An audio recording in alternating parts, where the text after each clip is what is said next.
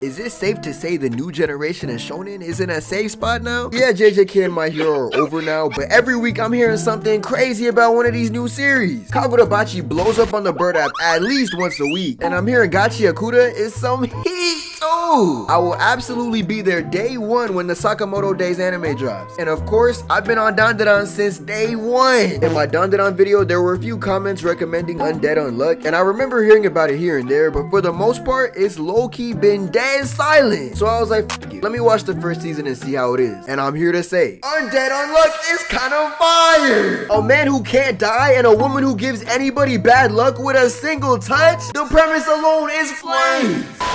Andy is undead and Fuko is unluck. Andy really wants to log off forever, but he can't because he's undead. But if he gets Fuko to fall in love with him, her unluck is gonna be so astronomically powerful, he might actually succeed in his mission to die. Andy is genuinely wilding like crazy this first episode, but after that, this duo is absolutely goated. And the power system of this series is mad creative. Everybody's ability is to negate something, hence why they're all called negators, right? Which is also why they all get the something in their power names. And there's so many different abilities like unknown, unjustice, unrepair, unstoppable, etc. Really just slap in front of any word and then boom, you feel me? There you go. To be 1000% honest though, there's a lot about this series I like, and there's also a lot about this series that's mad as but we'll get there. One of the most important things in any story is character, right? And this series has a few gems, bruh. Peak game. Andy and Fuko are a fire duo, yes, but they also perfectly highlight the duality of the show's power system too. Being a negator is kinda ass in many ways. Fuko can't have a normal relationship with literally anybody, or else the most insane bad luck will befall them with just a single touch. She even accidentally blamed her parents as a child because of it. Andy's undead, so he has to watch all of his most cherished and beloved homies turn into mulch every few decades. And this motherfucker has been alive for a while too, so it's happened a lot. His only goal in life is for shit to be over. But with him and Fuko, they both found something in each other that they couldn't get from anybody else. Andy has a potential way to die now, and Fuko can actually make physical contact with somebody without it ending horribly immediately. I guess when you think about it, it still does end up horribly immediately, but like he can like actually tank it, so it's like different, feel me? All they gotta do is fall in love for their goals to come true. Then there's Shan, who's voiced by the absolute GOAT, Alex Lee. His ability is untruth, which makes you do the opposite of whatever you want in that moment. But he has to like you for it to work, which is absolutely crazy setup for an ability, but hey, the nigga make it work. This man also has the entire Sun Wukong utility belt, bruh. He gets the power pole of doom and the Nimbus cloud of death. And not gonna lie, his power pole is infinitely more cracked than Goku's, dog. Shan's super stick does more than just extend, dog. This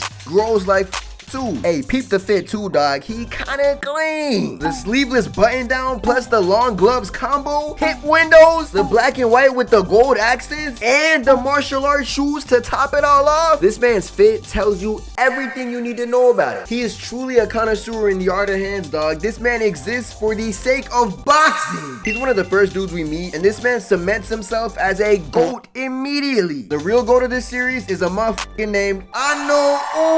This nigga genuinely has one of the coolest abilities in the whole series. Their actual negator title is called Unknown because they literally can't be seen by anybody ever, which is some of the most depressing shit ever. But they have a pen that allows them to draw whatever they want and materialize it, which includes a whole ass avatar that lets them actually interact with the outside world. Characters with colored eyelashes will never not be cool to me, bruh. This shit is just awesome, dog. I don't know how to explain it. This nigga's a mangaka who don't leave the crib ever, so the tracksuit makes sense. Without straight up spoiling this, Unknown Un's arc low-key represents a huge shift in the series on a lore tip, because a huge revelation is revealed about the world they live in, and this dude Unknown is at nowhere. This nigga be knowing. Which also reminds me, the show kinda has a slow start. There's this group called the Union that Andy and Fuko join, and they basically have to go on a bunch of quests on some fairy tale guild type shit, but with higher stakes, and that's cool and all, but it does feel very samey and standard shonen-y for this part of the series. But then this huge revelation happens, and the series sets itself apart not only through the already cool power system, but the world too now. Oh yeah, there's also Juice, who's the leader of their group, the Union, and her power is Unjustice, Gods Among Us. It basically makes you act in the opposite way of your sense of justice. So if you want to save the world and she use her power on you, you're booming the entire globe. And just like Ano, Juice is a knower too, and she mean business. I mean, the whole general type uniform with the super shoulder pads probably would have told you that though. On a character design tip, she's absolutely goated though. Keep the great Saiyaman helmet of justice and the elegant ass saber on her hip. Andy don't even need a fit highlight because this could be butt booty naked half the time. There's also the antagonistic group of villains who are opposing the Union, but we don't really get a lot about who they are for real until the very end. The standout character in this group gotta be Rip though. I mean, his name is Rip. Off Rip, that's crazy. Rip as in when you come into contact with him, you finna be like saying Rip. Alright, it didn't work. It didn't work. It's cool. It's cool. It's cool. It's cool. It's fine. You know, it's fine. It's fine. It's fine. Look, dog, I'm telling you, I'm a sucker for a motherfucker with an eye patch. Put an eye patch on any character and they're automatically 3 times cooler than they were before, dog. I don't make the rules. His ability is unrepaired, which means you will never heal from an attack from this nigga. Tell me that's not the most broken shit ever. Look, I mean, the power's still cool though. You literally have to boom him off the face of the planet for his shit to undo. He needs a fit highlight too, dog. Hey! The suit and tie is already clean, don't get it twisted. But add the eye patch and the dangle blood earrings on top of that too, he clean! This nigga also got Iron Man ass jet boosters for legs. Just for fun? He too clean, dog. This nigga's just too clean! Oh yeah, Andy also has the whole demon inside of me player build, but instead of a demon, it's himself. And they actually do a really good subversion of that trope with how this quote unquote demon inside of him serves the plot. I think JJK is a really good example of how that trope has been warped and played around with to the point where motherfuckers can still make it original even after all this time. I do think the first season of this show suffers from the fact that a lot of the characters in the main cast are sort of just background niggas for the majority of the season. Really, the entirety of the first season feels like setup. I mean, cause it is, I'm assuming. You know what? I need to just give a slight spoiler warning for a huge plot revelation, cause look, I really need to talk about this in order to like explain how this show saves itself from being the same old shit again. You feel me? Their world is stuck in a loop, and these niggas gotta kill God to end the horrific cycle of reincarnation forever and ever? Count me in, nigga, why didn't you lead with that? Not only that though, there's so many weird things about their world that we aren't privy to until out of nowhere a new world rule gets added, like a universal language, or the concept of the galaxy itself in outer space. Like, it feels like they live in a sandbox ass world that gets crazy new rules and conditions every time they fuck up a quest, which makes so interesting. And not gonna lie, they be fucking up on these quests kind of often. The problem is, I can see somebody starting this series and not really immediately being sold and dropping it before all the really cool shit gets revealed. Granted, I could also be wrong because the premise of an undead nigga and an unluck dude is pretty cool. I mean, look, the basic premise is what got me sold. But also, I'm not gonna lie, like 3-4 episodes in, I remember looking up either Andy or Fuko's name on the wiki. I know, horrible idea. I clicked on the wiki page and I seen it said loop 101. Like, there was like a separate section that said loop 101 for the character pictures, and I was like,